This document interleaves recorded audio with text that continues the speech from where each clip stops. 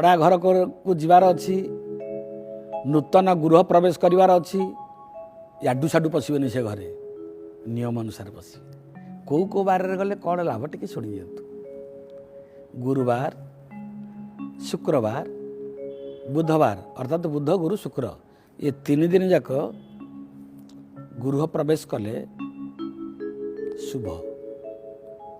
ये 3 दिन जाक पांजीरू देखिए कौ मंगल मुहूर्त अच्छी अमृत बेला जी बुध गुरु शुक्र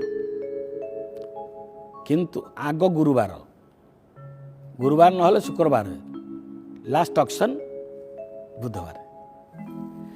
जदि रवि और मंगलवार किंबा कौन से रिक्ता तिथि अमावास्या बा 4, 9, 14 एगुड़ा रिक्ता तिथि अमावास्या को छाड़ी देकरी यही तिथि मानक जदि करेंगे रात्रि समय गृह प्रवेश करेंगे दिन नुह अमावास्या ही नले राति बेला प्रवेश कले शुभ।